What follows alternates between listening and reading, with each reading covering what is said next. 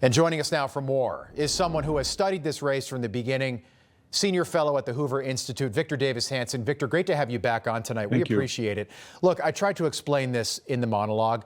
Mamdani wants to normalize radical Islam. He's already doing it. And if he wins, my question, does this spread across the country?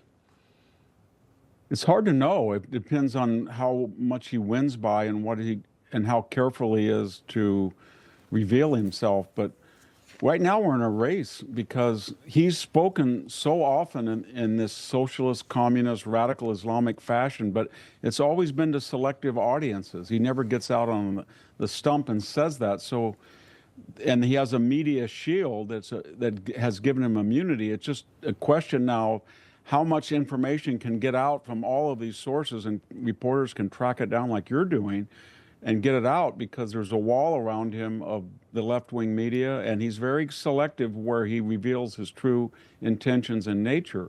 So we don't really know what he's doing. But once I would imagine if he gets elected by more than 10 points, then he will be confident and he will try to spread this creed. And I think that the people who are the most scared right now is the old guard of the Democratic Party, because I think the Schumers and Pelosi's, even Bernie Sanders and the people that had to endorse him, because he's going to do away with all those people if he wins. You know, I think they're calling him right now and asking him for advice and to ingratiate themselves with him. I want to do this because nobody's had the courage to talk about this part of Zohran Mamdani. It's not that he's a Muslim. There are hardworking Muslim Americans that are contributing to this society and this country every single day. It's not what I'm talking about here. But here's the Muslim call to prayer, okay? This is what 2 million people living in Minneapolis have to hear 5 times a day now.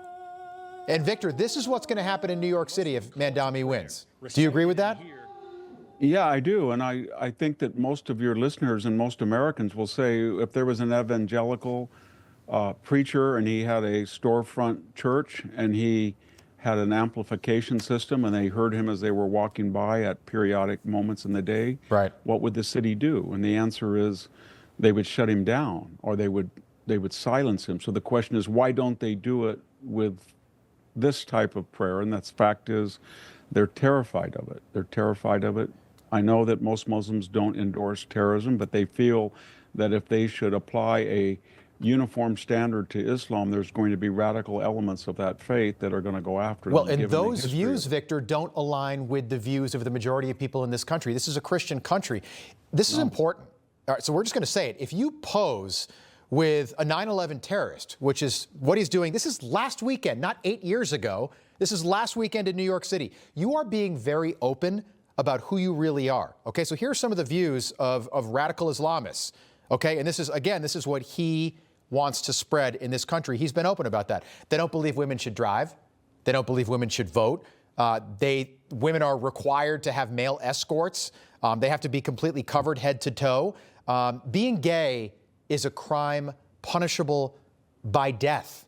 What does New York City look like in 5 years, Victor, if this guy wins in 12 days? I think we know what it's going to look like. It looks like it's going to look like his campaign and what he's terrified of. Notice what he's terrified of. He's terrified of losing the 400,000 to 600,000 Muslim voters in the greater New York boroughs, and that he would lose them because they would give him no margin of error if he criticized that imam or he in any way criticized Islam. What he is also certain of, he can pose with an unindicted co-conspirator on the first World Trade Center attack because he feels that unlike his Islamic constituency, the upward metrosexual, yuppie, left-wing professionals that want to buy a brownstone and count, they will forgive him. Yeah. They will let him do anything they want. But he has a third rail, and that is his Muslim constituency. Yeah, you know what the fourth rail? He will never, ever touch that. You know what the fourth rail is, too? I've got 20 seconds. What happens? I hope it doesn't. But what happens if there's a terrorist attack and it's a radical Islamic extremist and this guy is mayor? Yeah, well. Looks a little different versus Rudy Giuliani being mayor, doesn't it?